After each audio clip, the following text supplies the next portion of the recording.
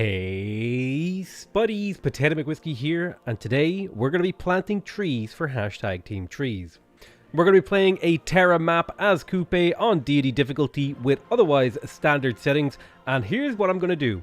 For every single forest that I am able to plant inside my territory by the end of the game, I will donate $1 towards the Team Trees Arbor Day Foundation, which I think is the largest tree planting NGO that have been around for the last 50 years, and that's who is being used for this Team Trees event.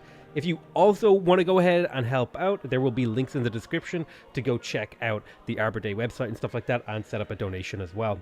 Here is our delightful, delicious starting location. Now, what I'm really hoping is that I somehow managed to snag myself a piece of the land where no other player is, so that I have plenty of time to do SimCity on my own. Oh, there's Mohenjo-Daro. Excellent. Now, I think, and I could be wrong on this, I can't remember off the top of my head, but I think usually on this map, the city-states spawn on the continent where the other players aren't. I have to double check that. I can't remember if they spawn where they are or where they are not. But I'm going to take a gamble and hope that this is the continent where no other players spawned. Settle our city on the sugar. And the reason we're settling on the sugar is so that we get immediate access to that sugar. Also, we'll get the food yield of this tile in any case.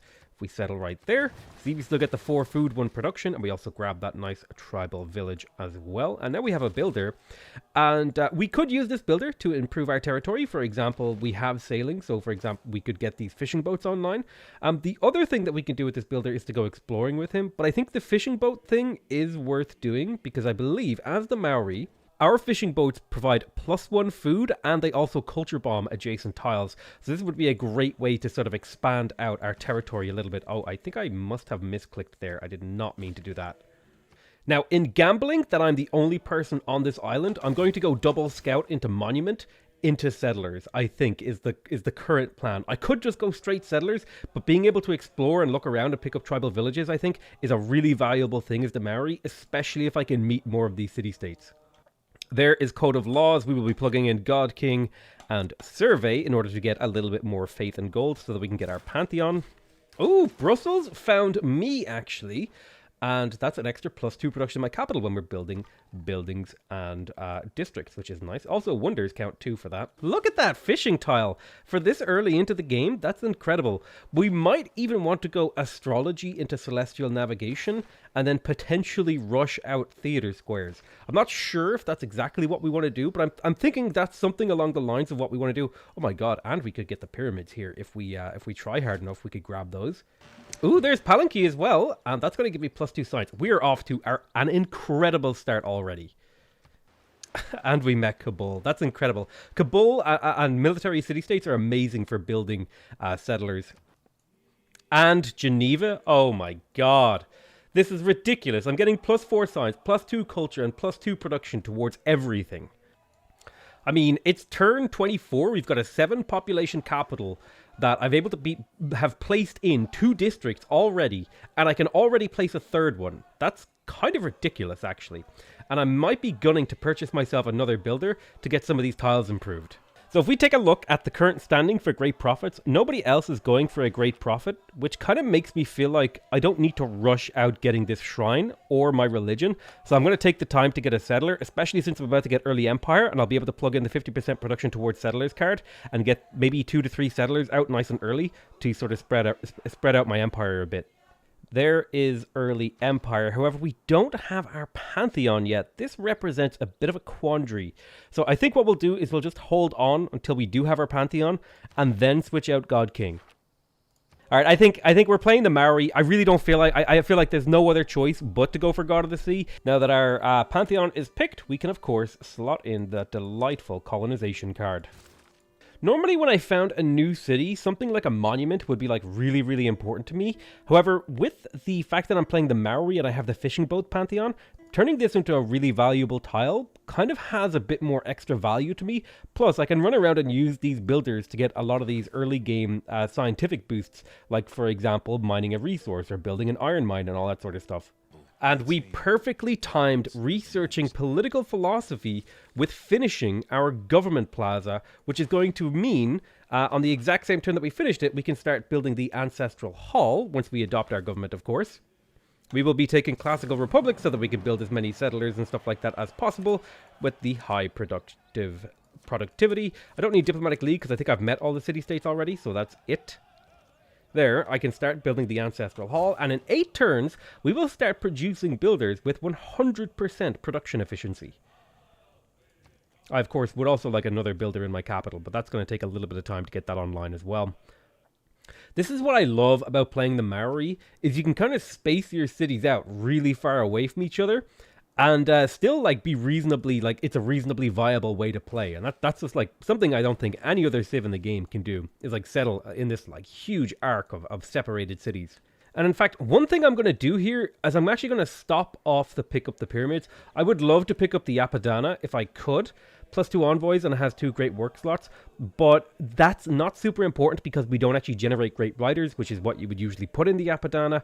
So I think I'm going to take the 13 turns to get the pyramids, because that's going to make every single builder I get from now on just better, and I think that's a huge production efficiency thing throughout across an entire game that's going to lead me to just have a much better game overall, especially because I'm going to be using a lot of build charges to plant forests. And of course, it's around about the time of the game where we start getting mutual open borders with people for the little bit of diplomacy bonus, and also the economic bonus you get from doing the open borders trade. Typically, they'll give you just a little bit of extra cash, which is, I need to stress this, every single edge you can get when you're playing on Deity Man, that's what you got to try and take. That little tiny bit of gold that I get from doing that, it's not much, but it is something that I get from the AI that makes me stronger and them weaker. Now, I am going to try to play a strong diplomacy game here, so I will be declaring friendships with people whenever possible and trying to make sure people are happy. Although it will not be likely that I can get a friendship with Gorgo, and in fact, it's highly likely that I'll be going to war with her, even if only in name, at some point in this game. Holy crap, look at all these fishing tiles. 4 food, 1 production, 1 gold on 5 different tiles. That is 20 food, 5 production, and 5 gold off of water tiles before I have a harbor or anything that really gives them normal upgrades. I think I'm going to go ahead and take the suzerainty from Mohenjo-Daro here for 2 big reasons. First of all, most of my cities are settled off of fresh water, so this will give me fresh water.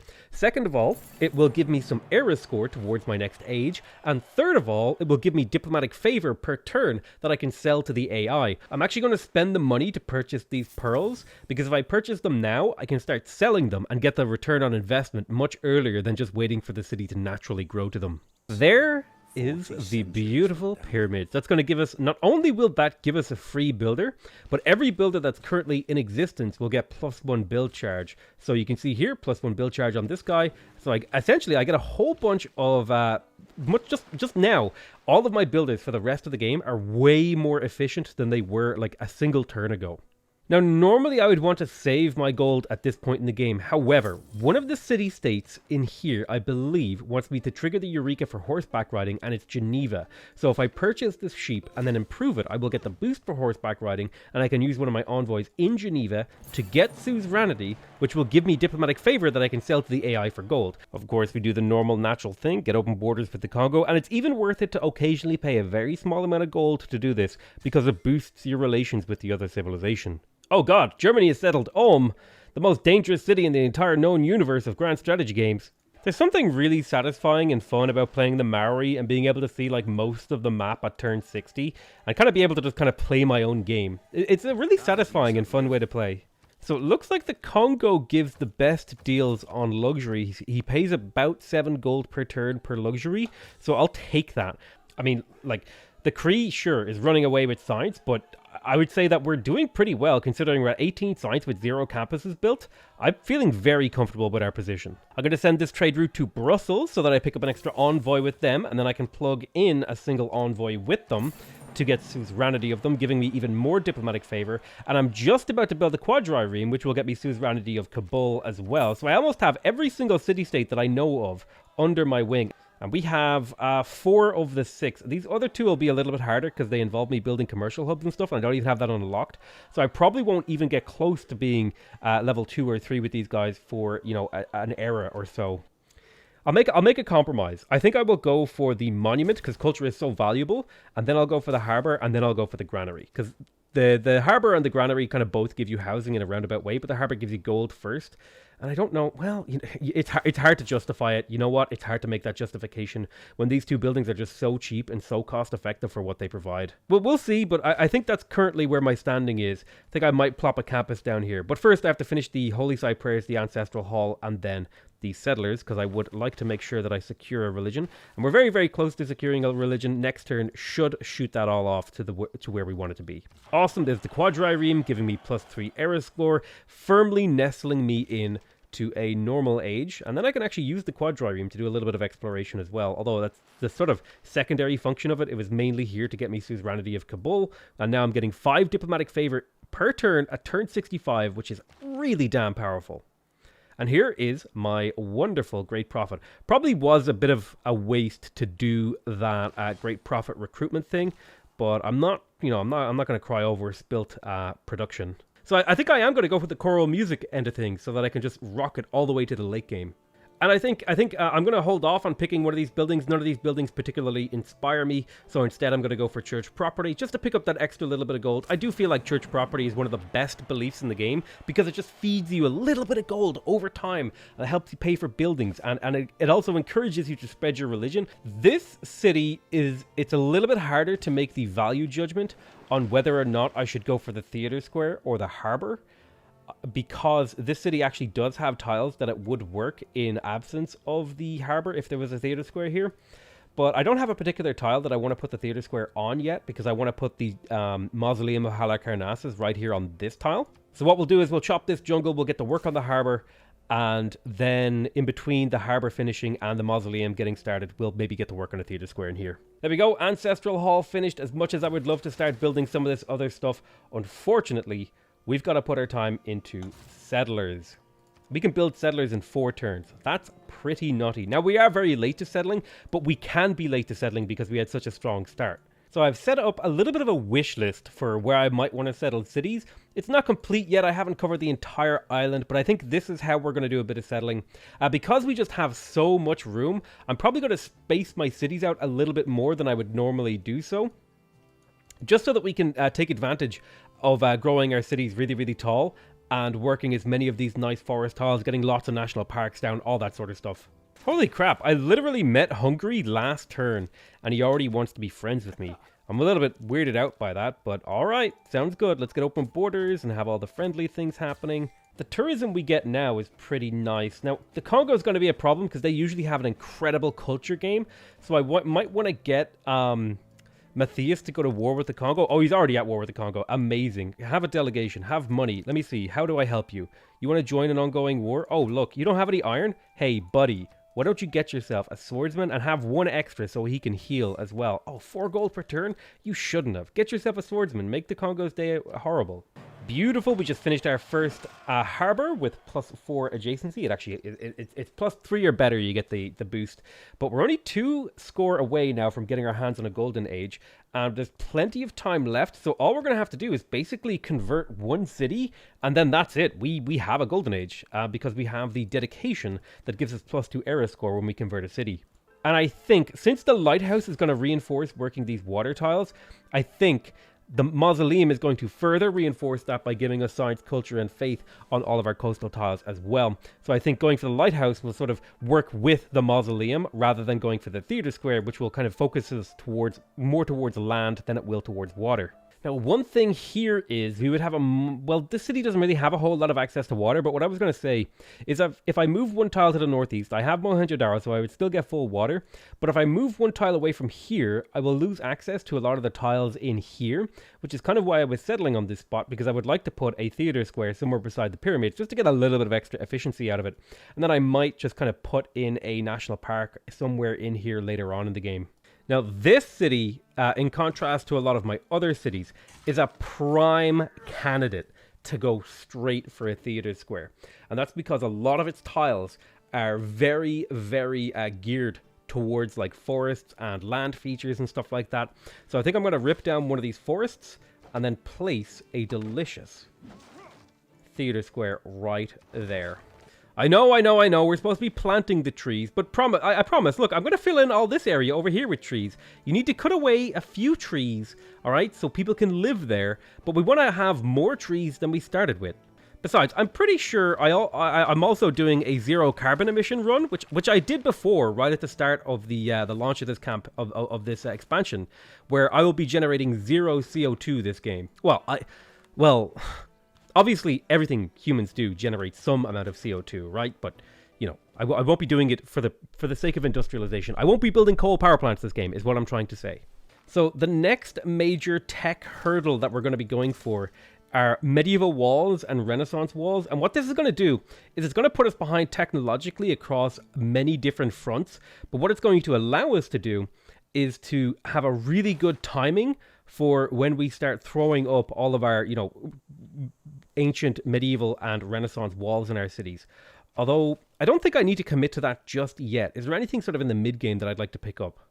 I don't plan on building a whole lot of mines other than on like strategic and bonus resources, so I don't need that. If I could get the mass production before Renaissance walls without like, you know, crippling my ability to... Yeah, you know what? I might be able to get up to shipyards before I go for Renaissance walls. I will probably need to get a campus out before I can do that efficiently.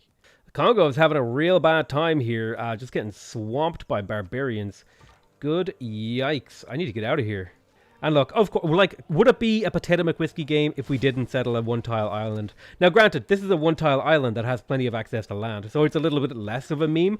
Because look at the little canal and the little doors in the canal and the city. It's only on one tile. Like, isn't that great? I think it's great.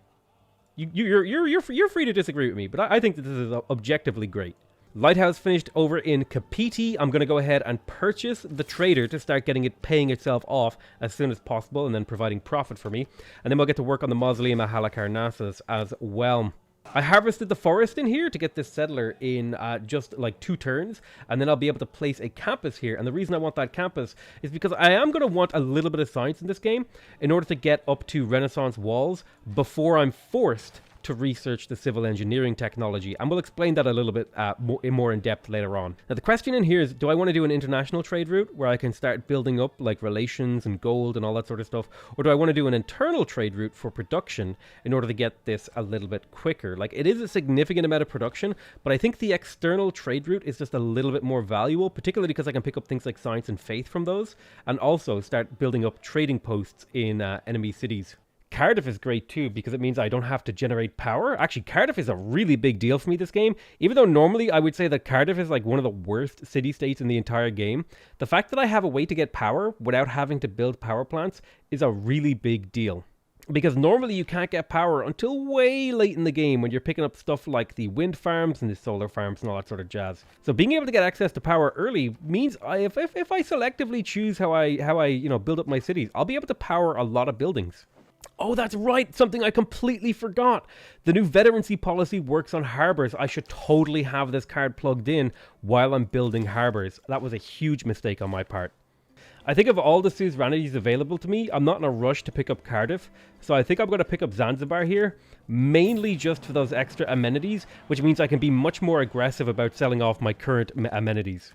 Like little trades like this, like these 2 luxuries for 15 gold per turn, they help you immensely. At least in my coastal cities, I think it makes sense to focus on harbors. Maybe in other cities, it would make sense to go for the mare, like I'm doing in Wahanui. I don't know how to say that place. Somebody taught me how to say all these places' names before, and I have just completely forgotten how to do it. There's like a special way to pronounce the NG that I don't remember, and it's not like N, it's like... I can't remember it. Damn it. I know all the Kiwis who are watching will like correct me when I publish this video. Okay, that's actually really great. We just unlocked feudalism, which means that any city that we settle from now on will actually get a 5-charge or a 6-charge builder rather than a 4-charge builder, which is a pretty big upgrade. I probably didn't need to have the settler card plugged in because I was building a campus right now.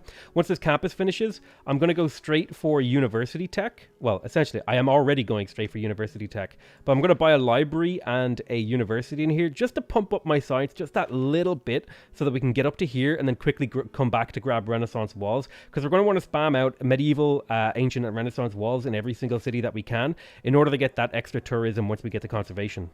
One thing I'm not sure about is if I want to go for monarchy this game or if I want to go straight for exploration. Monarchy is a little bit cheaper, and the thing I like about the monarchy route is it lets you get your spies a little bit earlier because you can swing up to diplomatic service pretty early into the game. Because you can basically go from divine right pick up your tier 2 government building, get your first spy, then swing up to diplomatic service and get your second spy, all within the span of like 2 civics. So this is like a way I like to play. I used to always go for exploration because it's, in theory, from this position of feudalism, right? It's less total culture researched. But the downside is you have to research ahead of time, right? We're only in the classical era. Well, we're about to be in the medieval era. So all of these civics up here are like way more expensive than they should be. I think it is just slightly cheaper to get to monarchy. Even if we do have the crappy military policy cards that we don't care about, we can easily pull out one of those cards. It's not a big deal. In fact, I'm pretty sure that urban planning, this card, goes obsolete with exploration anyway, whereas, you know, so like, even if we get to exploration, we're going to lose the urban planning card. And of all the cards in my government right now, that's the one that I would pull out. So it's likely kind of just going for divine right just kind of leaves you exactly neutral. It doesn't change your position. So that's why I don't rush for exploration in my games as much as I used to. And I'm kind of happy going for divine right, particularly in a culture game where you do want to get your spies up early to be stealing gold. Nice. And just as we finished our golden age, or our era score for a golden age, we pick up a high adjacency campus because we're getting adjacency from the reef and the 2 districts and the government plaza, which means we just got a bunch of era score and we're getting crazy amounts of science and we have a golden age and we can make a dedication. And I feel like it would be a mistake not to go for monumentality here, right? I mean, Exit the Evangelist is nice for spreading my religion, but I don't really care about spreading my religion, do I? The other incredible thing that we could go for here is free inquiry to get a crazy amount of science from our harbors, and we do have a few harbors built or under construction as it stands. I think the fact that I have some harbors built or under construction, like normally I would go for monumentality so I could get an incredible amount of builders. However, I already have really strong builders, so I'm not going to need that many, and I can use my faith for other things later on in the game that are just as useful. I'm not having trouble getting builders, like, is what I want to say here. So I think if I go for free inquiry here, I'll pick up a huge chunk of science, right? We're up to 56 science per turn. But not only that, any eurekas I get are going to give me extra science. But right now, here's the thing. In a culture game, you want a lot of science really early, but you don't care about science later, because really all you're trying to unlock in a culture game is I'm just trying to unlock this technology computers and this technology steel. Once I have these two, I literally don't care about anything in this tech tree. So our very first World Congress, let's have a little peek around. You know, I would like extra stuff when, I'm trying to remember what, I think they have industrial city-states all near each other. So I think if I set this to industrial state, they're all more likely to vote for that. So I'll put like 1 extra vote there, and then I'll vote for myself twice on this one, because I think twice is about all you need to commit to that to have a good chance of winning it. Yeah, there you go. Look, voted for myself twice, and there you go. And it looks like I predicted it exactly perfectly. In fact, I probably only needed to put 1 vote in here, because everyone else has only met industrial city-states, because it only has Buenos Aires on this island. So this is the only city-state they can trade with, so that was why they all voted for that outcome. So, you know, you can kind of look at the information that's in your game to make those sort of deductions and then sort of make decisions about what you see in a game. I would really like to purchase the Mare in here rather than hard build it, because it's a 13th turn build, whereas if I just wait like 5 turns, I'll have the gold to purchase it. So I'm going to just get to work on other stuff, like, for example, the monument, the granary, all that sort of stuff. No, go away, Quadrireme. I don't want you here. Damn it. Well, I snuck a builder all the way over here to clear out this barb camp, so I'm going to have to send my Quadrireme to try and hold this off. Probably a good idea to have gotten rid of some of these barb camps. I'm not even sure where this Quadrireme is coming from, because I don't see a barb camp on the coast. There might be like a 1-tile island up here that's spawning it. Beautiful. We circumnavigated the world on the exact same turn that we finished the harbor in the capital. We're making 73 science per turn on turn 92. I think I want you guys to appreciate just how strong of a game we're currently having right now. No, there's no 1-tile barbarian island up here. Maybe this was just created a long time ago, but it's only now reared its ugly head. There is civil service, so we can start getting alliances in game now. Let's have a look around. So it looks like my best bet to get Gorgo on my side is to make an alliance with Poundmaker and Hungary, but hold off on making an alliance with Germany just for now. Although that really depends on whose culture game is strongest, so I might actually want to ally Germany and declare on Greece to help him out in this war. Yeah, you know what? I'm going to go ahead and get an alliance with Germany. I'm going to say, hey, military alliance sounds good. Awesome, I'm in. Hey, do you want me to join your ongoing war with Gorgo? He'll give me 1 gold per turn. which is great. I'm going to join his ongoing war. I'm not actually going to participate, but I'm giving him +5 combat strength in this war, which might help him do some damage to Gorgo, who is currently running away with culture per turn. And I want Gorgo to be hurting because the less culture per turn she's generating, that means less tourism I have to generate to kill her with my tourism, right? So that's kind of the logic behind that decision. Yes, I am hurting my diplomacy and stuff like that by declaring war on her, but I think in the long run it pays off if I can hurt her ability to generate culture. In fact, I would almost be tempted to see if Poundmaker would like to get in on this war as well. In fact, he will. He will happily and readily join the war against Gorgo. And now, because I'm allied with the Kree, I get to see what's going on down here. And now Gorgo is going to have to split her forces between Germany in the north and Poundmaker in the south, which is going to mean she can't focus so much on culture per turn. I don't know if the Kree are going to actually make any progress on killing her. If they do kill her, that would be pretty bad, and I'll have to liberate her, because you want as many civs in the game as possible to generate the most amount of tourists. But the fact that I have a way now to just kind of use diplomacy to manipulate people on an island that I'm not even on. I'm all the way over here on my own, and I'm just like the puppet master is like, yes, go to war with Germany. Poundmaker, go to war with the Greeks. So much fun. Great fun. Now, one thing I do have to be careful about is now that I am at war with Gorgo, she can see all of my city-state allies. So she's going to start trying to cut me off from my city-state allies, which is something that has already started happening, right?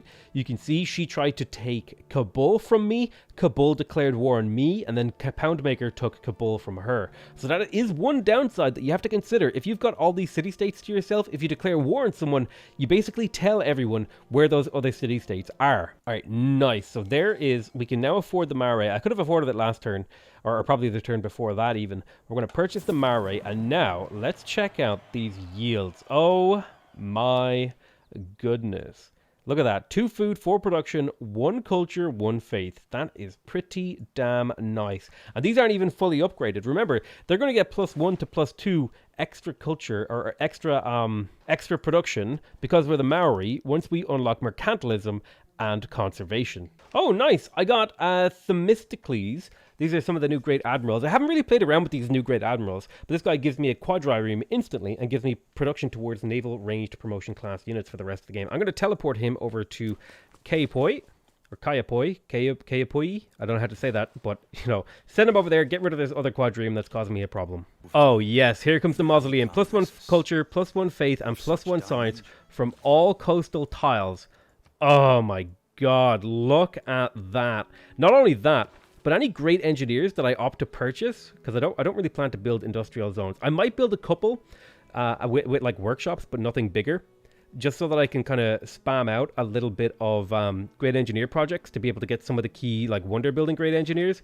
But other than that, I probably won't build any. So now that we have the mausoleum and we have these incredible tiles, also, you should go improve that amber. Look at these tiles. Look at this. Oh my god. 5 food, 1 production, 1 gold, 1 faith, 1 culture, 1 science. And these aren't even fully upgraded. I think they're going to get an additional 2 to 3 gold and an additional 2 to 3 production. The city is making 33 science per turn. Partially thanks to having Pingala plugged in here and the high population.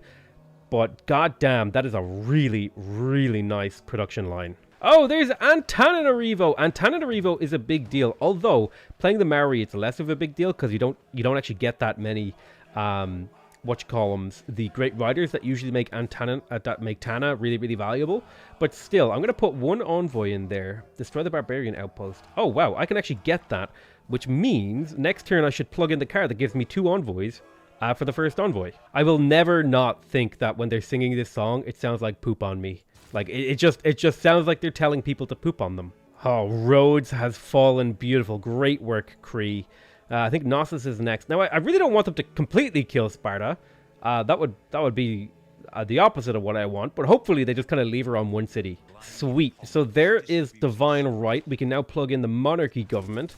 This is going to make it so that any walls that we do build will be more valuable. What we're going to do is we're going to have colonization and serfdom. We're also going to plug out that card because I want to have the +2 envoy card slotted in for Antananarivo. Now we're going to plug in the limes card That way we can build walls more efficiently, and we're also going to plug in the conscription card so that any military units that we build are cheaper.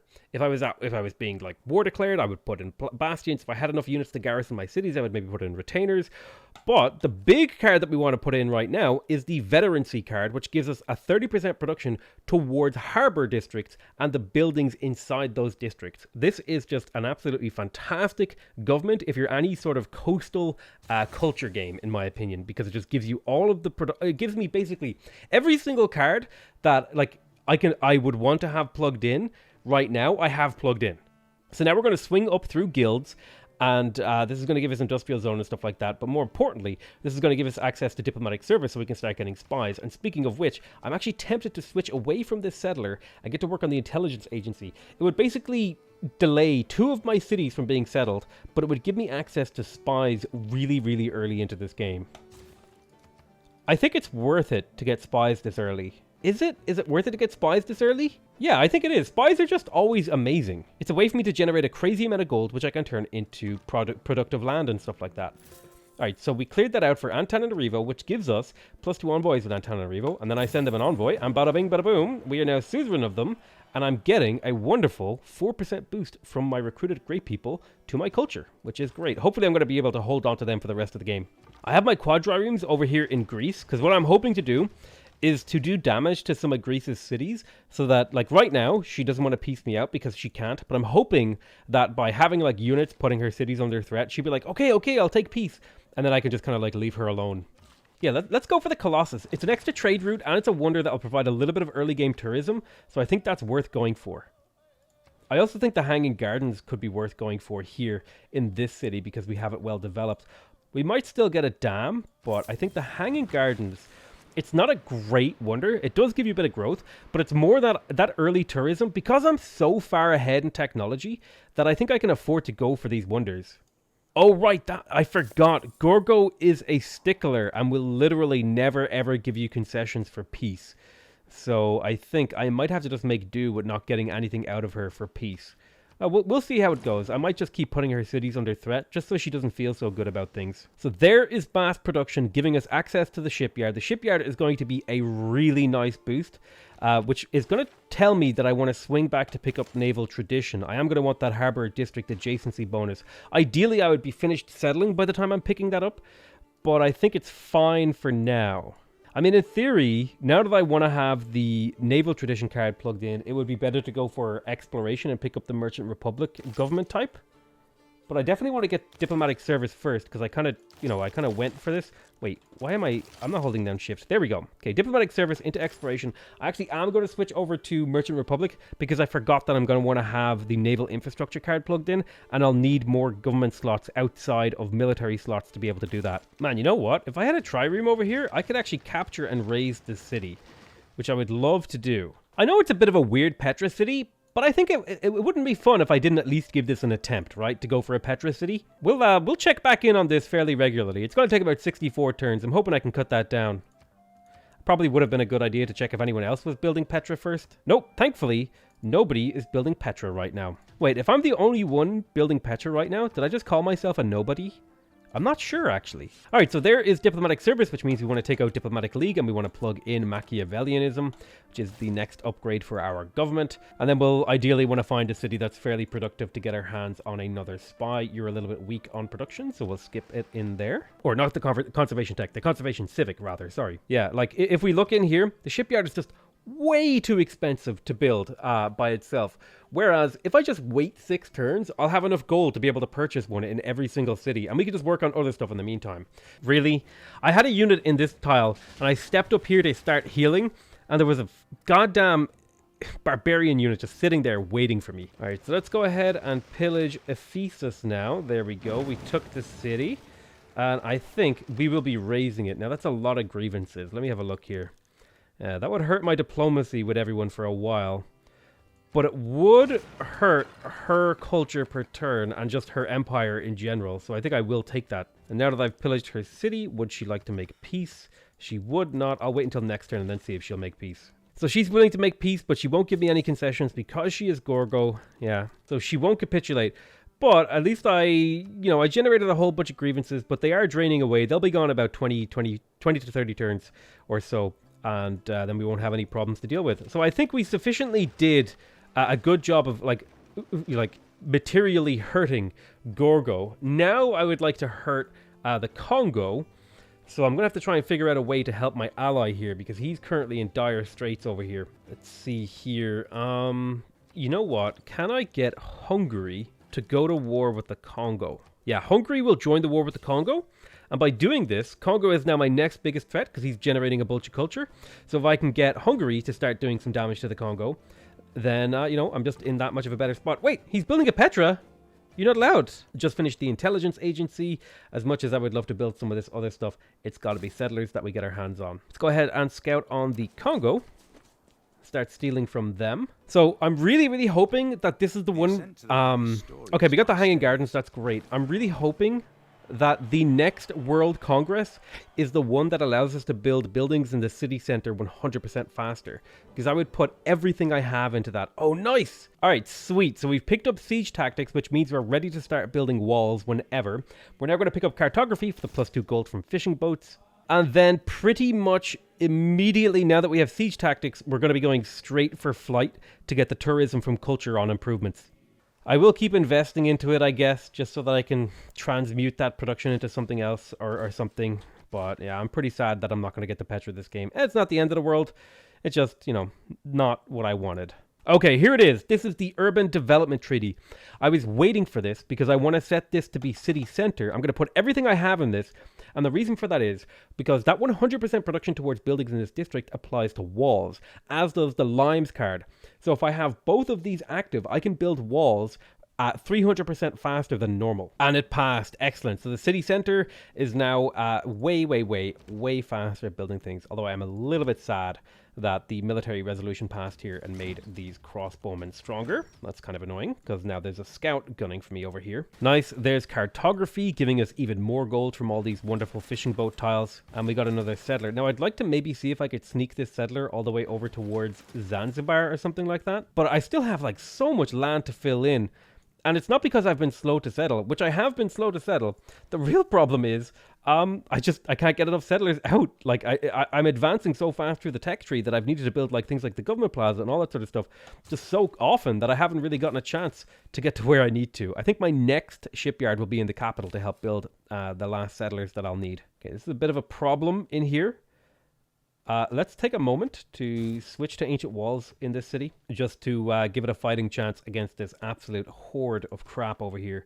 And if I could get Geneva back on my side, that'd be great. Okay, so we have hit two of our really important notes here. We have siege tactics and mass production. Now, we're not going to be researching the Eiffel Tower because that would prevent us from building walls. What we're going to do instead is go straight for flight, so that we can start converting all that culture on our forests into real tourism output. One thing we're going to be sad about, though, is in about 8 turns, all of that nice adjacency coming from our harbors is going away. So this huge chunk of science is going to be going away. However, one thing we have to look forward is we're not too far away from urbanization, which will give us access to the military research card, which will allow our Renaissance walls to generate 2 science each. It's not exactly the same, but it is in the sort of same ballpark of quality and, resource generation. So I'm not too upset about things. I wonder how my religion is spreading. Not at all. I have put 0 effort into spreading my religion, which is hilarious to me, considering it's actually worth gold. It was a way to convert my faith into gold, which I should totally be doing. Ooh, it says major victory, but I'm not sure. Okay, all right. We managed to kill this guy with 2 incredibly hurt Toas who now have promotions, which is great because it means they'll be able to clear this out much easier. Considering like the earth-shattering wars that are happening all over the world, and the fact that I'm just kind of like, oh man, I'm not sure if I'm going to be able to kill these barbarian units. Like, that's like the level of difficulty and like struggle I'm having right now. I'm feeling pretty good about this game. Oh my god, I completely I completely forgot that I was going to do a test religion, so I just typed in random letters into like what to name my religion, and so I guess now we have the religion of Fug. Alright, sweet. There is Merchant Republic, and we are going to plug in Merchant Republic because it has slightly better cards for what we want to do right now. We still want to have that veterancy card plugged in. Alright, nice. Opango is slowly chipping away at the massive barbarian horde down here. Now, one thing I need to remember is this is actually the time span in which I want to get all my walls built in as many cities as possible, at least before this next session is finished. So that'll probably be a big focus over my cities. And in fact, even in here, I'm going to prioritize it, because if anything takes too long, then I'm going to kind of use up this window of efficient wall building. Alright, sweet. There's Naval Tradition, and we can take out the Republican Legacy card and plug in the Naval Infrastructure card, which is going to net me a bunch of extra gold, but more importantly, in cities like Kapiti that have actually built their shipyard, it's going to net me an extra 8 production per turn. Well, an extra 4 total, because it's additive. And also, for the final few seconds of this era, I'm going to get a huge amount of science per turn, which is a big deal, because you need a lot of science to get all the way up to flight. It's about 1,000 science just for the flight tech alone, and then like every tech up to that also has its own price. And not only that, but it's just about time to start building walls, because our next plan is to go up to humanism, into mercantilism, up to colonialism. We're skipping civil service, because if we take civil service, it obsoletes the card Limes, I believe. Wait, where the hell does Limes go obsolete again? Oh, they changed it! Oh my god! They actually changed it. I didn't know they had changed this. Okay, so history lesson time. There used to be, when you researched civil engineering, the Limes card that you unlocked at defensive tactics would go obsolete. This card right here, the 100% production towards defensive tactics. And so in order to take advantage of the window in which you have a really efficient way to build walls, what I would do every game is, once I got around to humanism and mercantilism, I would start building walls in every city. And with the implementation of the World Congress, I would try to wait until I also had a World Congress to give you 100% production towards city centers. And then I would run all the way up past civil engineering, up to colonialism, up to natural history, up to conservation, because you don't actually have to pick up any of these central texts to get conservation. And then once I finish conservation, I start immediately getting tourism from all those walls that I just built. And now I no longer need to build those walls, so I don't need the 100% production card, and then I can pick up civil engineering and head up through the tech tree as normal. But now that it's obsolete at Limes, I'm not sure if that's the most efficient path that I'm going to take. The only reason I would pick up civil engineering right now is if I wanted to build the Statue of Liberty and go for a diplomatic victory, which is an option on the cards if we really wanted to. I have 3 of 20. I didn't build the Mahabodhi Temple, but that's less important. I don't think that actually changes my pathway. I think this normal pathway still applies. You go all the way to conservation, and then once you unlock conservation, you swing back and take Reformed Church, because Reformed Church gives you the 15% discount on purchases with faith, and then you start purchasing your national parks with conservation, and then you just make your way to democracy. Because democracy is the best tourism government, for reasons that would take too long to explain, but basically has to do with a hidden mechanic about tourism pressure. Now, at this stage of the game, the harbour costs about 200 production, so I think it's far more valuable to pick up the granary and the monument first, before you go for the harbour, just because it has become so expensive at this point in the game, and these things are just so cost effective. So there goes that golden age. Unfortunately, our science has about halved. We're generating about half the science that we were. But now is a good time to maybe pick up Monumentality. If we don't pick up Monumentality, it could be Reform the Coinage if we want to do a lot of international trading. So Monumentality would be great, because it would allow me to convert my faith into builders, so that we're ready for when we unlock conservation to start laying down a whole bunch of forest, which I think might be the way that I want to go. On the other hand, I could just get a bunch of gold. I'm already getting a crazy amount of gold, so I think it would be better just to have a whole bunch of builders. Look at that. We're building Renaissance walls, which normally costs 300 production, okay? With 12 production, we're building them in 7 turns, okay? That is insanity. That is why this combo of bonuses that I like to chain together are so great. That's 6 tourism in every single city for the rest of the game once we have conservation by building all these walls. And not only that, once we grab ourselves the urbanization card, it's also +2 science. Also, I'm going to want archaeological dig sites as soon as possible. I'm going to want as many of these archaeological museums as possible, and that's for a few different reasons. The first one is archaeological dig sites always give you lots and lots of era score, which means you can chain golden ages together, but also they're just worth more than great works of art because they're more limited on the map, and I don't have to rely on my empire like slowly recruiting great artists from, you know, the great person screen. Nice. We stole about 500 gold from the Congo's capital. We were caught, but we did manage to get away on foot. But that means I can purchase myself another shipyard. And I'm thinking of all my cities that are not doing great right now. I think Opango could use the production the most. That's an extra +8 production per turn over here in this city, which will help it actually start building things that really matter to me. Renaissance walls in 3 turns. Just a casual 33 production, pumping out 300 production in 3 turns. Yeah, seems balanced, dude.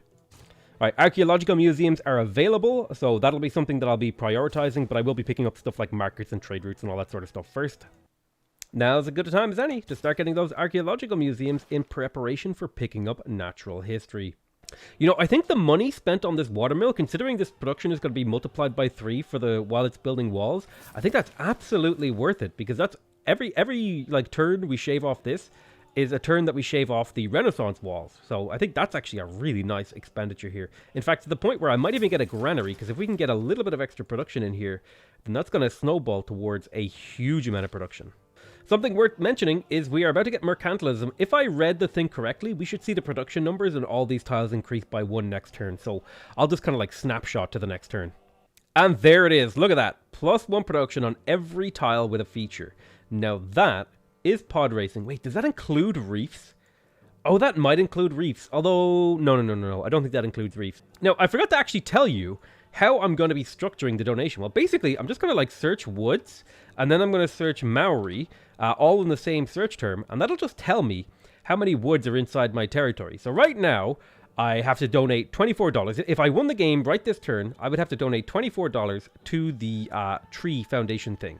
So I'm hoping to get that number up to about $100 to $200. I think I would be happy somewhere between those. So that means I have to plant like woods on every single tile in my empire, which we plan on doing once we have conservation.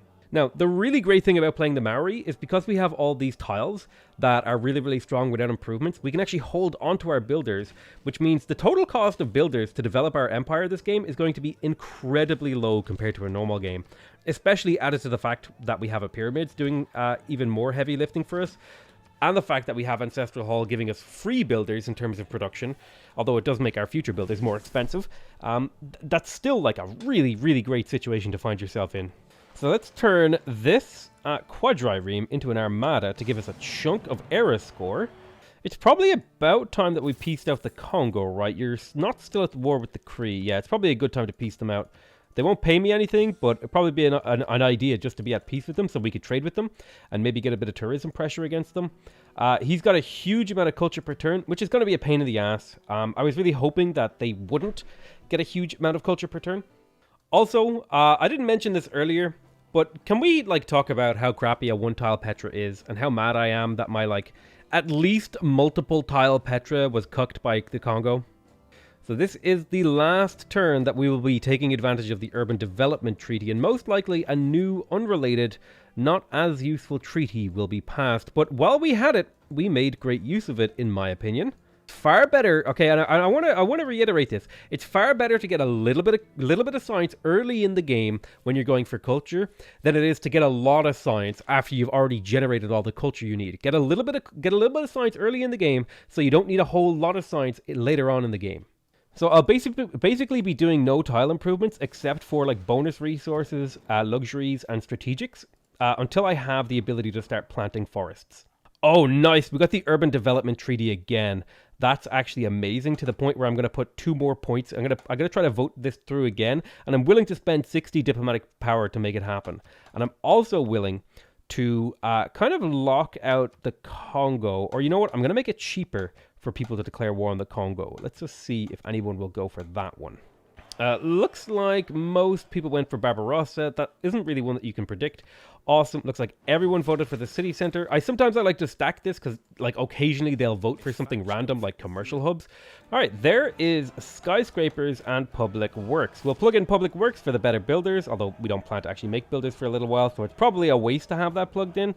But we are still settling cities, and we do get the full strength builder charges from that, so I think it's still worth it to do. I've also got a ton of archaeological museums stacked up. I might want to get the occasional art museum in cities that don't have good production, and the reason for that is you want to get the art museum in a city with bad production because they don't plan on building archaeologists, right? Because they don't have good production, so they're not going to be able to build them in a reasonable amount of time. So you just throw the art museum in there so you can put your great works of art in those cities.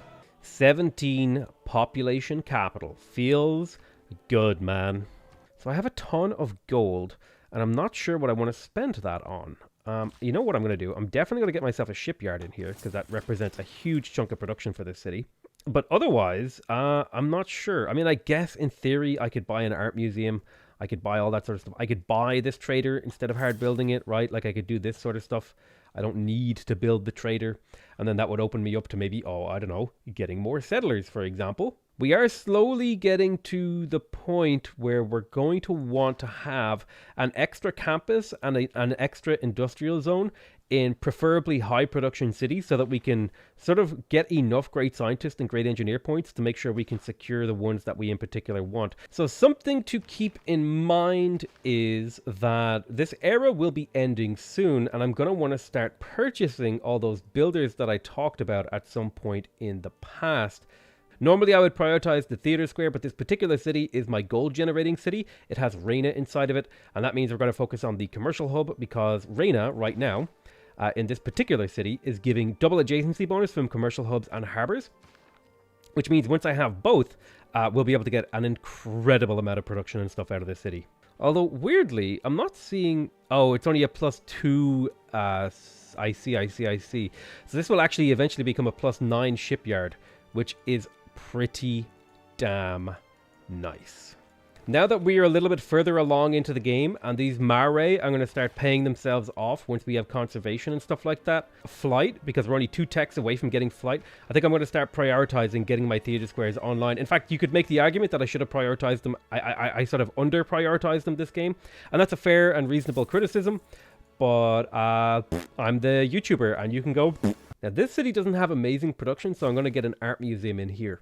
I think the ideal ratio I would like is like 3 art museums. I want a minimum of 3 art museums and then 2 to 3 archaeological museums per art museum.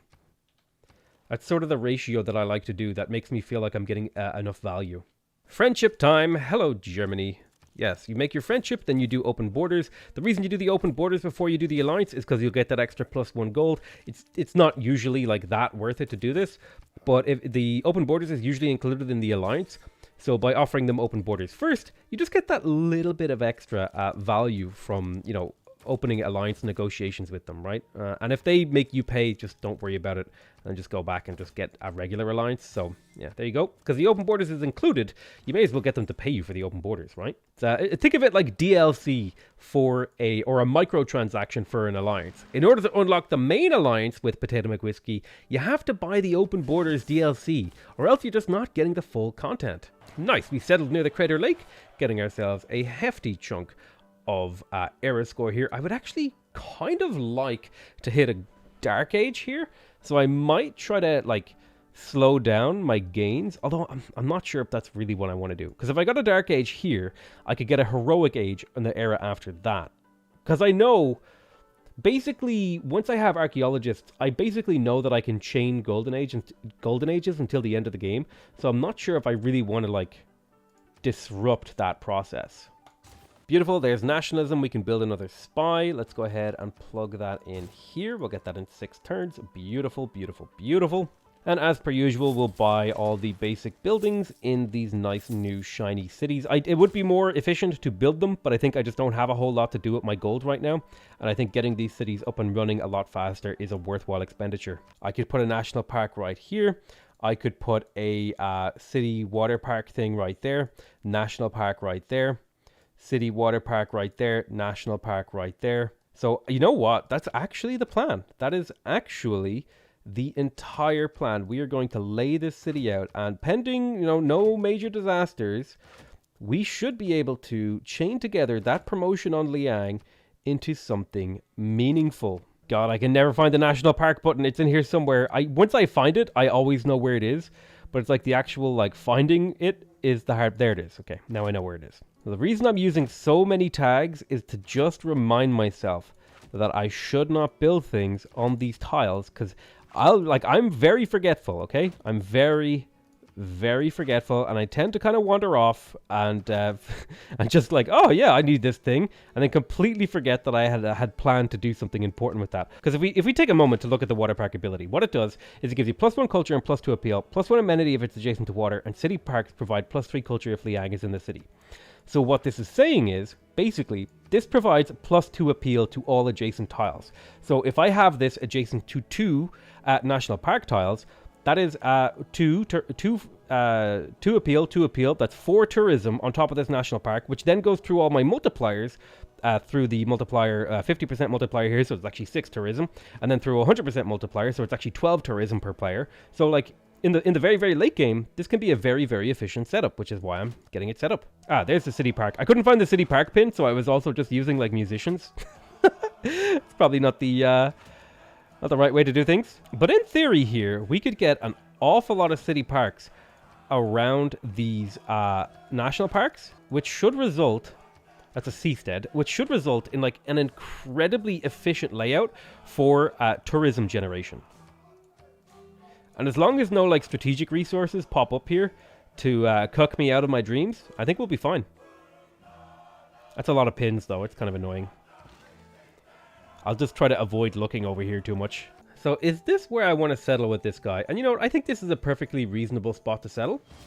It's not the most perfect or ideal, but most of these cities exist just to take huge advantage of the really, really great mare and all these nice open tiles. Most of the core infrastructure that I plan to build this game is built. These guys just exist to get me tourism. Look at that, 7 charge builders just for a little investment of faith. And there is colonialism. Oh, and that's another reason why I should have gone for colonialism earlier, is because I would have got +1 production in my fishing boats. Definitely have made a bit of an error here. It's not the end of the world, and it wasn't a huge error, but definitely just a small optimization error. So what I'm going to do here is I'm going to use Yi Sun Sin to create an ironclad. However, we are trying to do a 0 emissions run, so I'm going to actually instantaneously delete that ironclad because it burns coal every turn. So I really want to be suzerain of Antananarivo because of how much culture it gives you. So I'm going to start fighting for that significantly now at this stage of the game. Like the +16% culture is just so valuable at this point in the game that it's worth spending basically all of my envoys on. So it looks like I'm gunning for a Dark Age, which is actually fantastic because it's going to be a industrial zone or industrial era Dark Age. And the reason that's a good thing is because the modern era Golden Age or the modern era Heroic Age is incredible, and I'm really glad that we're going to be able to see that. And it's especially good in a tourism game. I can't remember exactly all the numbers and reasons why, but basically you get access to a lot of really good tourism-y stuff. Okay, there is natural history. This is one of the key parts of our late game strategy. Grabbing natural history is going to mean that we want to start pumping out a whole bunch of archaeologists in a multitude of cities. It will take a few turns, and usually I like to purchase my archaeologists in games if it's an option. It's not really an option this game. One of the things that we need to look out for is there's not going to be a whole lot of archaeological dig sites. If I have a look here, like there's not going to be a whole lot of them around me because not a lot of players lived around here. There's a handful, right? There's a couple over here, a few over here, all that sort of stuff. But the vast majority of them are going to be over here on this island, where all the rest of the players are. So I'm going to want to get as many of my archaeologists over there to grab those as possible. Okay, Industrial Era Dark Age. It sucks and it hurts, but thankfully because we're isolated, we don't have to worry about loyalty pressure. And what this means is we can pick up the Heartbeat of Steam. The Heartbeat of Steam is really, really nice because it's if you build buildings from the Industrial Era or later, and there are some buildings in here that we might build, for example, the Ferris wheel, the zoo, the water park, these are all things that we could build. You can get era score on top of the fact that all of our archaeologists are coming out now, which I think each archaeologist is worth 2 to 3 era score each, depending. And then if you theme a museum, it's even more, all that sort of stuff. So this could be the era where I just get a redonkulous amount of Golden Age points. Or era score, that's what it's called. And here we go, there is flight. So we picked up archaeology, flight, and conservation, all within 10 turns of each other. I've actually never done that in a tourism game before. There's usually a significant margin between conservation and flight. Picking them up at the same time is kind of mind-blowing to me. I've never pull this off. But the really, really cool thing is now I'm getting a whole bunch of tourism per turn. And is this not just your favorite thing to see? Nearly every tile in my empire is providing me tourism. So now I'm going to get to work on some water parks, because that is going to be a way that I can get my hands on some extra era score thanks to the dedication that I'm running that gives me era score when I build industrial era or later buildings. And these water park district buildings are both from the industrial era, so each water park is potentially 2 era score. I'm going to actually purchase the archaeological museum in here and then hard build it. So I've got archaeologists coming out in an awful lot of my cities here.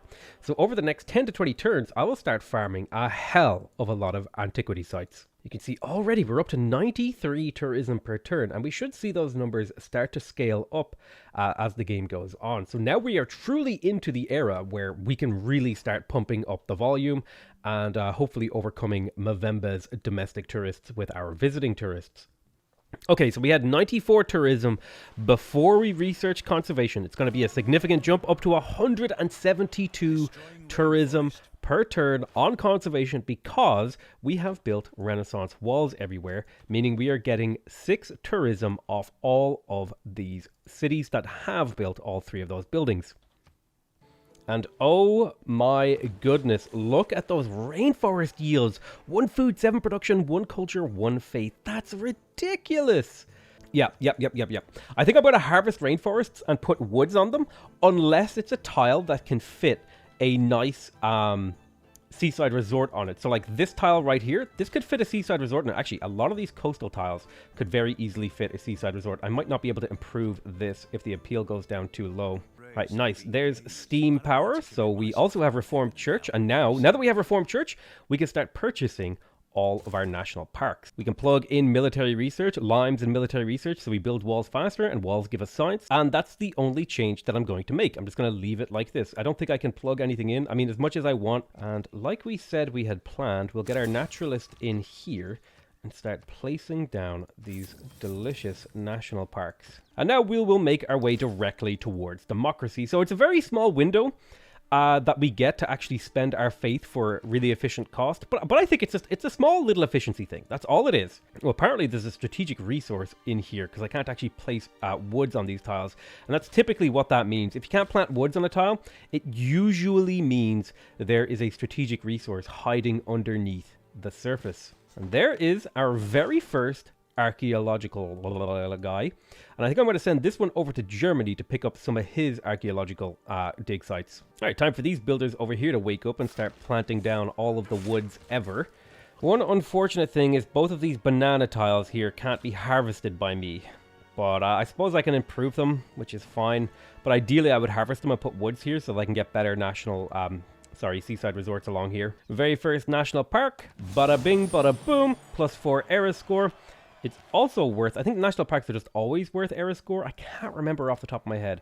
But here is our very first national park, generating us a delicious amount of tourism, 17 per turn, and that shall only increase with the march of time. Nice, another military emergency against the Congo. Although for some reason, I again was not party to it, even though I am at war with him. A little bit confused about that one. And also, building the national park chained together into radio perfectly. I feel like everything is just falling into place this game from literally minute 1. If we're going to be building broadcast centers, it's probably a good time to pick up the suzerainty of Cardiff for that electrical power to fuel my broadcast centers. So this is a particular thing that I just don't care about. I'll put 2 votes towards like Catholicism to give it a chance to win, just so I get the diplomatic victory point. And this, usually people will select ranged or melee. I'll put 2 points into ranged. We won both Catholicism and the ranged vote. Excellent. And so this is an example of a situation I've found myself in before. I want to build my national park over here, but the game is preventing me from doing so because it wants to build it here because this has technically higher stuff. So what I'll do next turn is I'll place down some sort of improvement here, and that'll shift the national park over to the left 1 tile. Here comes our first seaside resort. Oh, look at that. We're up to 217 tourism per turn, and that's just base tourism. That doesn't account all the modifiers that we're going to get. I can almost afford the 3rd national park in here because you can see how cheap they are when you're running the government, what do you call it? This one, theocracy. So Gustav Eiffel is actually a great engineer near that I want deeply. So what I'm going to do is I'm going to swing into Capiti. I get to work on an industrial zone. I'm not going to build it up. I might just build a workshop, and then I'll run industrial zone projects so that I can farm him out really, really quick. Because if I can get Gustav Eiffel and unlock the Eiffel Tower in a reasonable amount of time, I should be able to get it really, really quickly. The Eiffel Tower will make all my seaside resorts and all my national parks 2 appeal better per tile. I knew it! I was like, wait a minute, why is this city pillaged? How is this Marais getting pillaged? There's a goddamn privateer in the water pillaging me. How dare you? How dare you? Oh, I didn't actually kill you. That's obnoxious as hell. Oh, right. This city had a combat shot as well. I completely forgot that the city could shoot. I mean, I bought an archer to be like, oh, I'll have to recapture the builder. But that wasn't necessary. But I mean, at least I got the crossbowman boost tech out of it, right? Because I haven't researched anything on the bottom half of the tech tree. Normally, in a culture game, you would get printing. But I don't get great works of writing, so I don't need it. Just a casual 300 tourism per turn and a casual 420. Hashtag 420 blaze it, culture per turn, and already 22 tourists in the bank. I think this is going to be a very, very swift win. So this spy stole 800 gold. So as long as I get him back for less than that, then I'm happy. I don't want peace, I just want my spy back. Oh, I have to make peace to get my spy back. Okay, that's fine. So there is the industrial zone. We'll real quick get a workshop and then do a few industrial zone logistics because we really, really, really want Gustav Eiffel. Hey, we themed a museum. 3 different ancient era artifacts. Nice. Feels good, man. And it's actually in my capital, which is where I wanted to do that. Excellent. I can get a trade route with the Congo over here. That's a 25% increase in pressure. So now I've got a 150% tourism pressure increase against the Congo specifically, which means I'm generating roughly 500 tourism per turn. In fact, it says it right there, 500 tourism per turn, which means every about 2.2 turns, I get, 2.4 turns, I get one of his tourists. Now, he's generating a tourist every, he's generating 1.67 tourists per turn because you get it based on how much culture you have. But even so, if I can get this number just a little bit higher, I'll be able to start stripping tourists away from him faster than he can gain them. Oh, don't forget, when you're playing a coastal game, sea swords are also worth science because I have that delicious military research card plugged in. That's another reason to go down the tech tree route that I have. So I feel like I have this sort of a victory condition so optimized now because tourism was like my go-to way to try to win the game. Now, I know this is an exceptional game, right? Because I have so much untapped land. But even so, even if I, most of the tourism is coming from my core 6 to 7 cities, right? I feel like I could pull this off in a regular game to an efficient level. Just because I've played this so much, this particular victory condition so much, that I know it inside out, and I'm able to make things line up and just come together so perfectly without even really trying, which is kind of, well, it is what it is. I might have to start introducing constraints to make the game a little bit harder for me because I am finding it a little bit too easy. Oh no! Indiana Jones has been captured. Gorgo has denounced me, so I can't get open borders with her. And my poor little archaeologist is stuck here. He can't escape.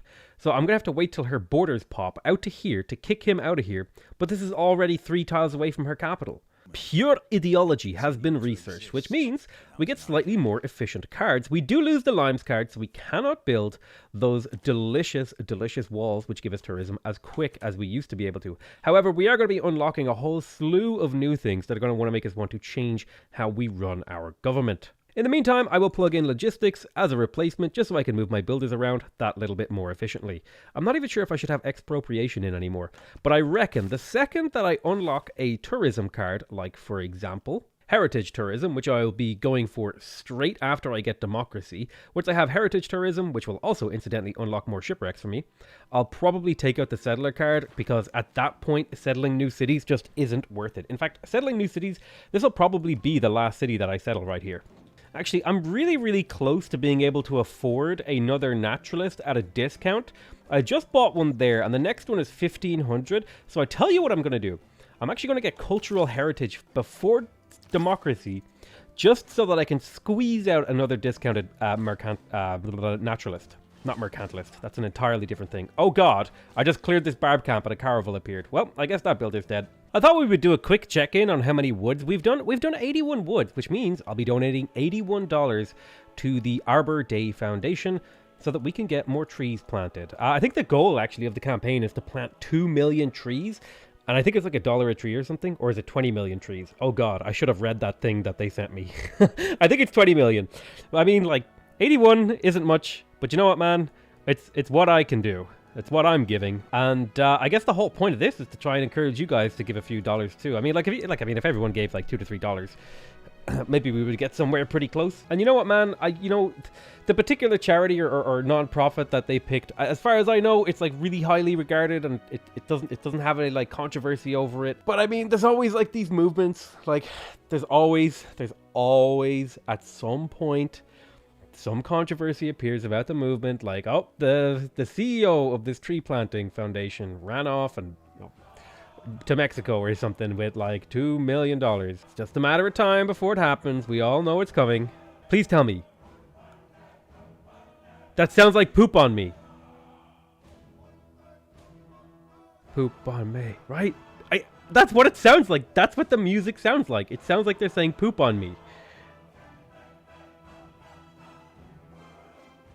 And like the noises that go with it, it's too much. I can't handle it, dude. Poop on me. Like, come on, dude. It's the only way to interpret this music.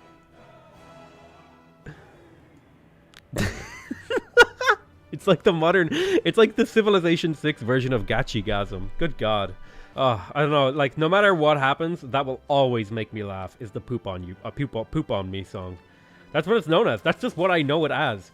Like, whenever it comes up, that's the poop on me song. All right, sweet. We got our very first great musician. And amazingly, for the first time, I think ever, I actually have film studios built that have room for my great works of music. This is mind-blowing. I don't think this has ever happened to me. Usually, I get like 2 to 3 great musicians before I ever have room for them. And I know for a fact that everyone who's listening, it'll now be known as the Poop on Me song to you guys too. That's my gift to you. I give it freely. And I hope it brings you warmth on these cold winter nights that are coming. Yep, look at that. Lovely. Another 3 ERA score for a national park. That's why national parks are so good. Look at this golden age. This isn't just going to be a golden age. This is going to be a heroic age of epic proportions. Also, I made a whole bunch of national parks in this one city, which is really neat to me. Also, I wonder, have they actually garnered... Oh my God, look how many tourists they've already pulled in. Good God. Speaking of tourists, we're up to 40 out of 164. Damn, this is going to be a quick win. I don't even know if I'm going to have time to put everything in place that I want to. There we go, there is cultural heritage, and so now we take out the expropriation card forever. It was still nice because I was purchasing tiles with it up until this turn, and then we're going to plug in heritage tourism, which is going to give us a 100% tourism from great works of art and artifacts. This card is especially good for artifacts because artifacts already generate a really high base tourism. If we look at artifacts, they generate 3 and 3, whereas great works of art are only 3 and 2. So artifacts are, like, in my opinion, just always better to go for if you can. If you're like first to archaeology, just go for artifacts. Well, we still got them discounted, and now we can plug in democracy. Now, with the advent of democracy, we are going to want to shake up our government just a little bit. For one thing, we'll be plugging in Wisselbanken, at least until we get the card that allows us to put envoys in city-states of other governments and for them to count twice as much. New Deal isn't going to be particularly useful for a lot of our cities, but we may as well plug it in because it is a free boost. And for now, I'll just plug in Trade Confederation for that little bit of extra science and culture. There we go. We're up to 200 science per turn and 660 culture per turn. Just a casual, turn 194, 660 culture, and 500 tourism per turn. Just casually, like 45 tourists already, just kind of just chipping away. Not like this is like an incredibly exceptional, incredible game that I'm so glad. I can't remember who it was that suggested I do this on this map, but holy crap, has it been fun to just... So, like, here's the thing. Sometimes Civilization is really, really fun when it's challenging, but also sometimes it's really, really fun when you just completely shit stomp the AI into the ground. Alright, can we all admit that? Alrighty, so now that we have computers, the only other tech that we care about in the entirety of this technology tree is this one right here. Steel, which unlocks the Eiffel Tower, which can be used to boost all of our appeal, which will in turn generate us more tourism. Anything else in this tree does not generate us tourism, and so is kaput and can be ignored. Now this is starting to look more like it. Every single tile starting to generate just that little bit of tourism. Look at that. We haven't even filled out everywhere yet. There's still gap. We'll fill it out. Don't you worry. Well, I'll do my best to fill it out. I don't know if I'll perfectly fill it out, but I'm trying. All right. You can give me that much credit. 6, 7 production, 2 food, all these yields. That's a subreddit screenshot if I ever saw one. Now there's about 12 shipwrecks on the map And I don't think any, well, there's a couple of them near me, but the vast majority of them spawned all the way over here. So I don't know how many more archaeologists I'm going to be able to support. I've already filled out most of my archaeological museums. There's one in Opotiki that I haven't quite done. But other than that, I think there's not a whole lot of room left for archaeologists. So I'll probably just get like 1 or 2 more archaeological dens and then call that it. Yeah, in fact, I'm already building the 2 that I'm going to want to keep. So these will be the last 2 archaeological museums, and then the rest will be art museums, because there just isn't enough antiquity sites to support that many archaeological museums. So there is the containment diplomatic policy card, which we will now slip in. Visa banking is nice, but it's not that important. I much prefer containment because it lets me play a lot more aggressively with taking back some of these city-states, like Palanque, for example. I put 1 envoy in and it becomes 2. So with 3 envoys, I was able to take suzerainty of Palanque. I don't really need Palanque. It was just an example. But whatever. So we're coming up into our late game civics. We are, of course, going to now rush towards environmentalism, because that's going to be another 25% boost to the base tourism across our empire. That's base tourism. That tourism will go on to be multiplied by the individual civilization multipliers. So we should see this amount of tourists we're getting per turn start to skyrocket. Probably a good idea to swing back and pick up capitalism so we can start getting shopping malls as another way to convert production into tourism, because we're starting to finish some of our neighborhoods. Time to plug in market economy, which will net us a tasty bit of extra gold and culture and science from our international trade routes. Yeah, just like, a casual 250 science, 700 culture, and 700 tourism, or thereabouts. I'm kind of rounding the numbers. Casual, not even, This is pretty... I'm really enjoying how nutty this game is. Oh, it looks like Gorgo declared war on me, which actually has the nice effect of freeing my archaeologist from his prison in the mountains. So he can finally escape and maybe get me some more great work. Ah, nice. So I worked a whole bunch of industrial zone projects to get my hands on Gustav Eiffel. And the reason I picked him up is because once I unlock this tasty Eiffel Tower, I'm going to want to be able to build it quickly, if at all possible. Now again, I am trying to avoid having any emissions, so I won't build any factories or anything like that, but like a broadcast center and a seaport, those are pretty reasonable buildings to grab. Time for the National History Museum for that tasty +4 great work slots, and then that's going to signal for me to pick up this final promotion on Pingala to get the curator promotion, since there'll be so many slots in here that it'll now be worth it to spend a governor title on it. Now, somebody asked me, is it more effective to go for naturalists or rock bands? And generally speaking, at this point in the game, it's more effective to go for rock bands, because I'm already generating enough tourism per turn to overpower his culture per turn. And how you know you're at that point? Well, I'm not quite there, but I'll get there without having to build national parks. But basically how you measure that is you look at his culture per turn, which is, this is 214. You divide that by 100, so we'll call it like 2.1. Then, the maths is kind of complicated, all right? Then you take the number of people in the game, and you multiply that number by 200, right? So there's 6 people in the game, so I need 1,200.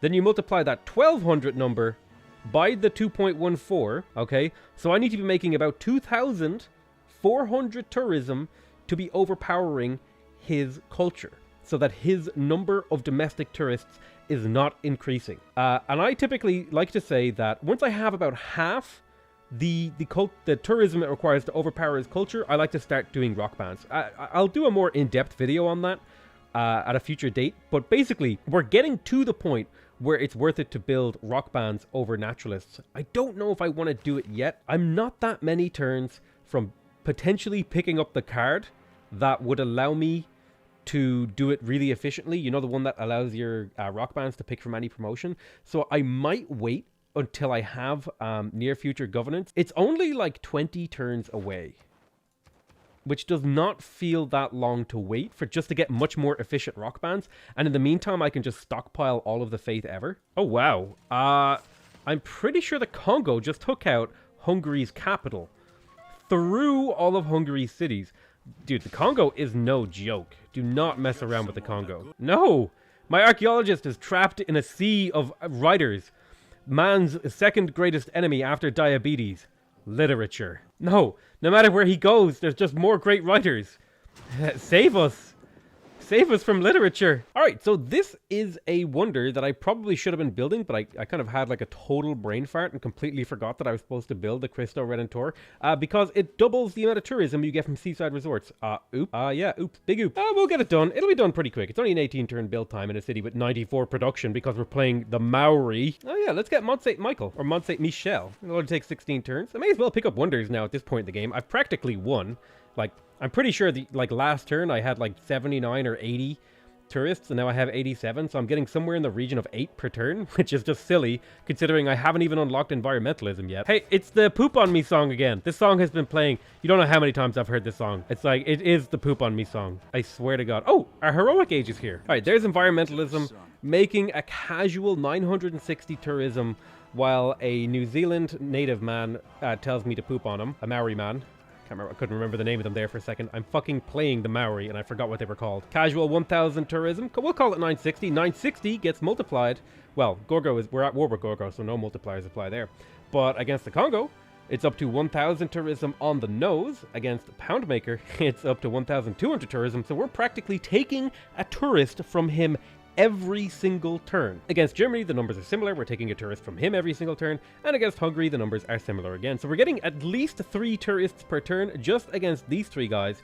Against these other 2 guys, we're getting a tourist every other turn on average. Probably more often than not. All right, so... Oh no, it's not the atomic, or it's not the modern era. It's the atomic era where you get the wish you were here golden age. Damn it. I missed it by 1. So at the very least, we do get the Reform the Coinage. We do get the Heartbeat of Steam. It's actually a modern era Dark Age that you want. I kind of mixed that up. Oh, well. I guess that kind of makes sense, though, because I'm super ahead of where I normally am in a culture game. But yeah, we'll do Reform the Coinage. We'll do Heartbeat of Steam. And then we may as well click on 2 arms in case we want to declare a war of some kind, maybe against the Congo or something. Although they have such a huge army and I just don't care enough to do it. So yeah, we'll just leave it as it is. All right, so now we have environmentalism. We actually have an interesting choice. It's either do we go for online communities in social media to get the 50% tourism output boost to civilizations that we have a trade route with, or do we look for rock bands? Normally, the safer play is to go for the sort of social media play, but now that I'm thinking about it, it's only like a 5-turn detour to pick up online communities to get a massive multiplier to our tourism. And none of these late game governments really appeal to me when it comes to tourism victories. Digital democracy is incredible for defending against the tourism victory, but it's not very good at like achieving one. So I think I'm actually going to stay in regular democracy, head up to near future governance after I pick up online communities and social media, and then we'll look for the rock band card. There is the National History Museum, and the most valuable of all the great works is always great works of music. So I'm going to grab all the great works of music that I can find and cram them into my capital city, because the second that we unlock Space Race, we'll be able to double the tourism from great works of music. And now, Pingala was neutralized, but we can get the curator promotion for him. And so when we're able to plop him into the capital, he'll be worth quite a lot. In fact, I'm going to go ahead and reassign Magnus just anywhere random. Head over there. Have a good time. There you go. That's your city now. Well done. See ya. Time for some satellite broadcast. And I think we have had the market economy card in for long enough. Sorry, market economy. It is time for you to go. We want a satellite broadcast so we can get a huge boost to our tourism. Usually it doesn't update. It usually updates next turn. But we can come in here and see that each one of these is now generating, or well, all 4 of these are generating 48 tourism per turn, which I can't remember exactly how the doubling works with Pingala. I don't think it's multiplicative. We'll have to double check that. Wow. All of Hungary's cities are flipping independent because of the insane pressure coming from the Congo. And his culture is actually skyrocketing now too, which is becoming a bit of a concern. He's going to start earning more and more domestic tourists, which is going to mean that I should probably pull the trigger on rock bands, but I'm so close to the card that I feel like I should just wait the few turns that's in it. Oh no, the Cree have started building the Eiffel Tower! Well, I'm pretty close to it, and I have that great engineer. I might still beat them to it, but this is why the timing on this is usually very, very careful. I might be able to still beat them to it. This is why I would typically, when I actually researched flight, or perhaps even industrialization, but typically flight or radio. It would actually be radio. I wouldn't go all the way up to computers just yet. I would swing back for steel, because these are pretty expensive techs. And I would probably have this by now. So this is what I'm talking about when a very tight window opens up for a lot of these timings with regards to winning the game. All right, sweet. There is social media. Now I can plug out New Deal. New Deal is great, but it's not anywhere near as good as online communities. You could make an argument for public works should maybe go. I think it's worth it to keep this card in because I am still getting forests down in places like over here where I don't have a mare yet. It would be good to, you know, purchase a mare and then purchase a builder or two in here just to get that little bit of extra culture and stuff like that. Am I just blind? Oh, it's all the way up here. Of course I'm blind. Delete the footage. Tell no one I made a mistake. Hide the evidence. Put everything back the way it was. So it looks like the other civs have finally gotten around to getting their archaeologists. So there really isn't a whole lot in terms of antiquity sites left. Let's have a little bit of a search here. Oh, well, there's a few knocking around. Oh, actually, I missed a few down here. Well, in case I missed those few, why don't you run down here to the Cree. Also, I need to make friends with the Cree. That would probably be a good idea. Wait, what do you mean you don't want to be friends? We've been allies for the last, like, 150 turns. Quick, send them all the gifts. Look, you love gold. Yes, you do. Oh, gold is your favorite. No, Germany, not you too. You love gold as well. Look, open borders. See? Look, have some gold. Oh, isn't you like gold, don't you? Oh, look at that, favorable trade deals. Everyone loves gold. See? I'm a nice guy. Be friends with me. Congo, stop.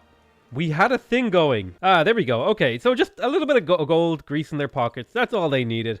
Whew, crisis averted. All right, there we go. We're back to normal. All right. Hungary's going to die. That is the sad reality and sad truth that Hungary is dead as a dodo. He is just turbo dead in every way imaginable. I don't think there's really anything I can do to help him. I have one unit in the local area, and it's a scout. I mean, I guess I could make a ranger and like do some cute stuff, but more than likely a single city shot will just obliterate it, so I'm just not going to try. Anyway, it is time to give Liang the Parks and Recreation promotion, and then we can swing in to purchase a builder in here and finally get these city parks online, and that'll provide us with a huge amount of extra appeal in here. Brussels! Why would you do it? Look at this. Brussels has stuck its penis-shaped borders right over to here where I wanted to build a city park. I actually am dumbfounded. I can't believe it. I've never seen something so phallic in my entire life. This literally looks like Brussels got exactly 2 tiles in almost every direction and then was like, you know what? I'm going to penis border pop my way over to here. Unbelievable. I've never seen... That's incredible. I'm speechless. I can't believe it. Oh, wow. Right, there is globalization. There's nothing in here that I really want. I have unlocked all the tech that I want, and that means... Wait, Congo is in the military aid request, but they're at war with Hungary. What? All right, whatever. Look, Hungary... Listen, I don't know how good of a defense you're going to mount, but here's 4,000 gold, okay, buddy? Buy yourself some time, all right? That's all you're getting from me. I just need you to be alive when the game is over. They killed Reina. Why would you kill Reina? She hasn't done anything to anyone. Well, time to steal some builders and stuff from the Congo. It's a casual bit of, you know, stealing people, murder, pillaging. You know, the usual sort of barbarian stuff that people do. The huge. Hey, I pillaged my way to getting access to steel, which means I'm going to want to start the Eiffel Tower. Oh god, I can't remember where I wanted to build it. This city has a decent amount of production. How long will the Cree take? They take 23 turns. Can I find a better city to do this? Take 17 turns in Wanganui. Alright, this is a good spot. Good a spot as any. Where are you? Right, you teleport over here. Help this city out. Eiffel Tower and Crystal Redentor in the same city. Beautiful. And now that we have unlocked the Eiffel Tower, we can do something incredibly interesting with our tech tree. We just unlock sanitation, replaceable parts, and then do you know what we do? We just scroll all the way over here. Oh, I just click on this button, and then we never open the tech screen ever again. It's a really, really efficient way to play, I promise. Oh, I completely forgot that I was building the Taj Mahal. Well, there it is. Also, Mont Saint-Michel apparently finished on the exact same turn.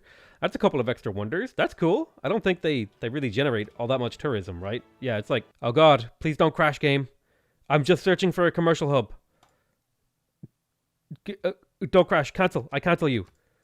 Okay. All right. Let's just do commercial hub search. Let's just do a regular one. We won't add any qualifiers to it. So maybe you don't crash this time. I think I broke this thing. It doesn't search anymore, which is a bit of a problem because I need to know how many woods I have. I am not counting these. Please do not. Ugh, can you imagine if you guys were like, you have to donate $1 for every tree in each individual tile? Yeah, no, I'm alright. I'm good, thanks. I don't have that much money, alright? I wish I had that much money. I sure as hell wouldn't be donating it. I don't think building the Sydney Opera House is going to mean anything. What I'll do is I'll probably just get a commercial hub in this city so that I can get to work and see if I can power my way up towards Sarah Breedlove. Alright, here we go. We can build the city park. Now, if we check the appeal here, right? The appeal on this tile is 5, this one is 4, this one is 5, and this one is 3. So we pop down this city park, and then we check the appeal. This one is 7, this one is 5, this one is 7, and this one is 6. So that is 8 total bonus tourism that we just picked up. That gets multiplied by that. It becomes 12. It gets multiplied by our modifiers again. It becomes like 24 tourism effectively per person. That's a decent amount of tourism for a single tile improvement. About 24 tourism coming out of this right now. Oh, I'm 11 turns from winning. I don't think I have time to wait for rock bands to become relevant. But I also need to be at peace with Movember in order to use them properly. So I guess we'll wait. So all that money I gave to Hungary, I'm pretty sure he wasted it because his civilization has literally collapsed. And there is like, oh my god, can I just look at the part of the map that I want to look at? There's so many pop-ups in the late game, dude. It's actually awful. So yeah, like, wait. What? Okay. This city, Congo. This city, Congo. This city, Hungary?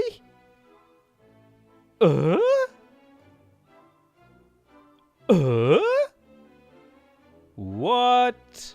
That is some BS right there. I'm calling BS on that.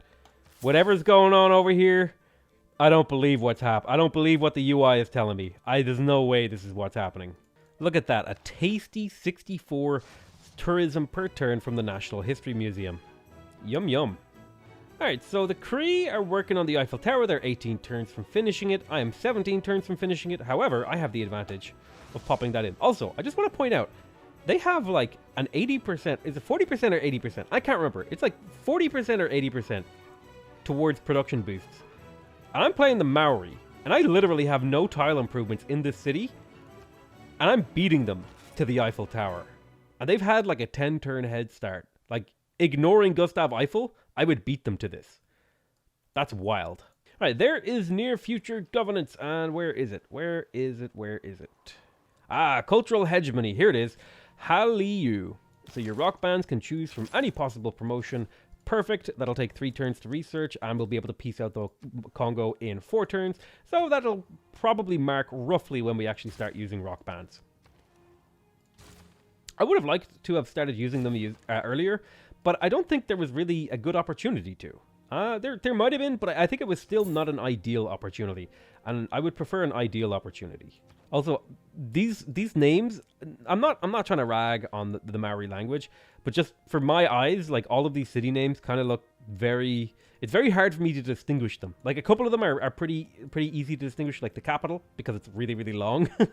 But the rest of these, like, so when I see a city here, and then I go to like the assign the governor screen, right? I like scroll through the list, and I'm like, I'm looking at this, and then I look over here. Whereas if it's like a city that I'm familiar with, I can pick it out of a list. But these just feel like collections of like vowels, which kind of makes sense because it's like a language that I just don't understand. I do not know how to parse or read Maori speech or writing. I don't know much about the Maori.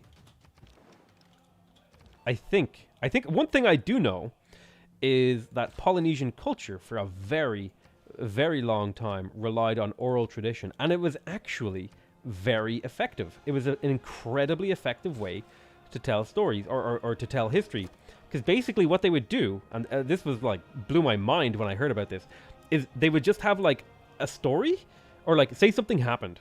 They would then all like get together and agree what the story was going to be, and then they would give that story to one of the families, and they would say, this is one of your stories now that you tell for generations. So if anyone ever wants to come to you and learn about this, you have to say these exact words. And then they would just hand those stories down through generations. And it was like, that blew my mind. That's where I'm pretty sure that's where Coupe comes from. It's an oral tradition of the Maori. I might be butchering all of that, so please forgive me if I got any of that wrong. And so it was quite literally like, you know the way you would go to a library or you would on the internet, you would go, hey, I want to look up this thing. There would be like a local index, like orally, of who knew which stories. So if you were like, I want to know more about Coupe, you would go to the guy who knew the Coupe story, and that was like the equivalent of, you know, I don't know, Googling something. You just ask him, could you tell me the Coupe story again? Which I can imagine if some dude was like if you, it's like if you're reading a book over and over, that's fine, because you're not inconveniencing anyone, right? You're just reading a book. But if you were like, man, I really like that, like, Lord of the Rings story, which is like a 9-hour, it's like a 9-hour retelling, and you keep going to this dude every weekend, hey, can you tell me the Lord of the Rings story? He'd probably get a pain in his ass with you after a while. Oh, I haven't checked my visiting tourists in a while. We are up to 200. All right, cool. So we should win very soon.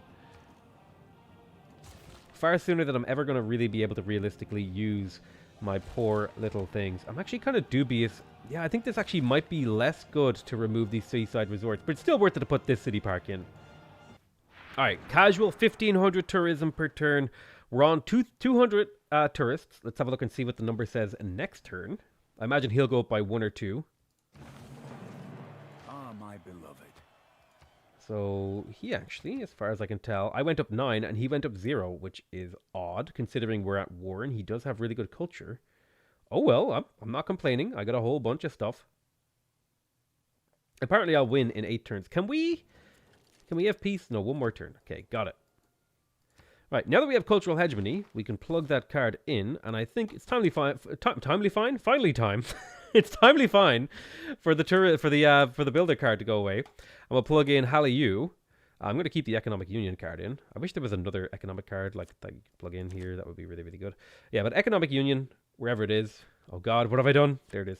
I'll keep that plugged in because it's nice for golden production, and then I'll plug in Hallyu. And now we have 6,000 faith banked to start purchasing rock bands who will have really nice promotions. And now we can just get to work on future civic, which will give us governor titles and diplomatic favor. All right, here we go. Rock band, go. I shall give you the name, the Furry Pantheon. I like it. Let's see, what would be a good one to take? I think the Congo has a lot of wonders. This used to be like the best promotion to take. I think I'll still take it just to see how good it is.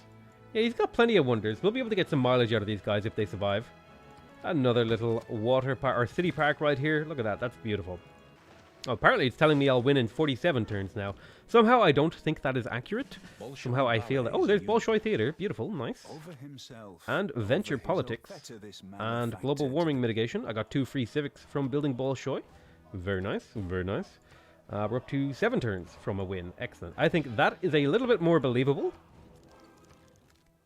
I'm not even sure if I'm going to be able to get units over to Mavemba's territory.